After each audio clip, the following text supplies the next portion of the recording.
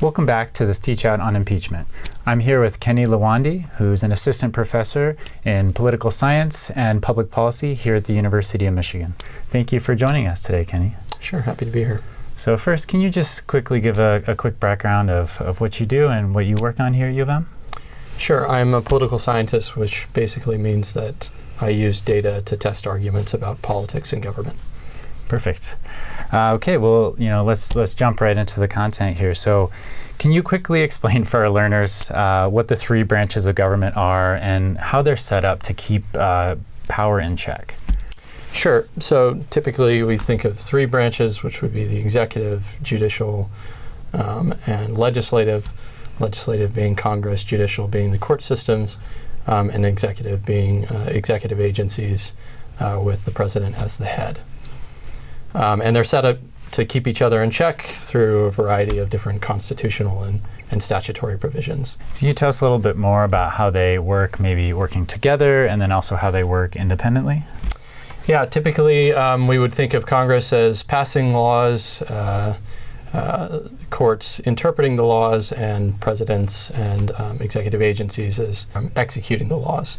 But of course, the distinctions get blurred all the time. They interact with each other pretty constantly, right? Executive agencies have to go to Congress to give them information about how well laws are working.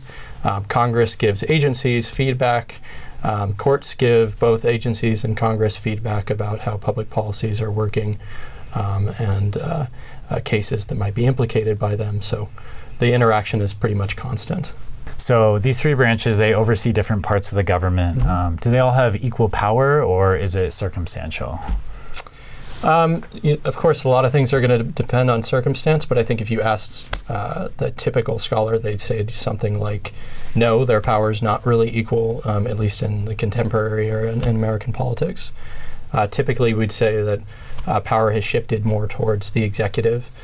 That's for a variety of different reasons. One is that's because Congress has expressly decided that, so they've given the executive branch a lot of powers and delegated them authority to develop policies.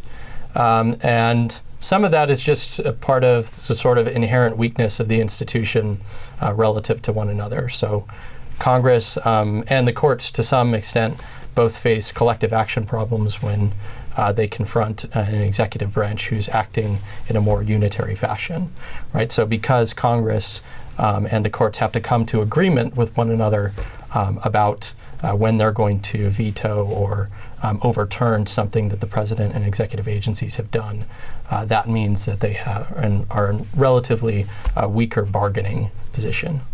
So in the beginning of that answer, you kind of alluded to previous historical times where maybe the executive branch didn't have as much power.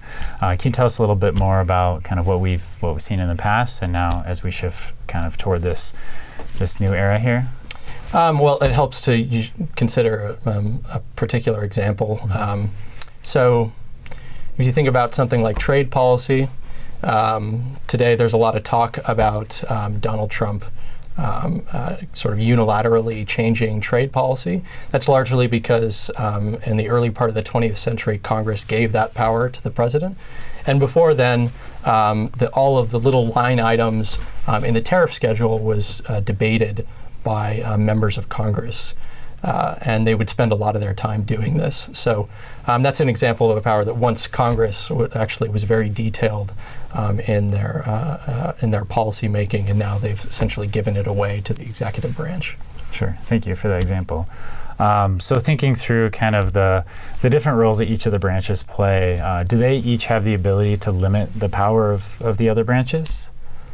To some degree, yeah. So Congress can perform oversight. They can get together if they have enough political agreement to overturn something the president has done. Courts can decide that presidents can't do some sort of policy that they've decided they're going to do. But in each of those cases, ultimately, Congress might be at a relative disadvantage because, again, they have to come to some sort of agreement.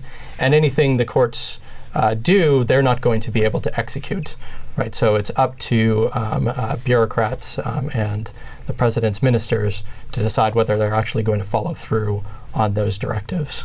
Sure.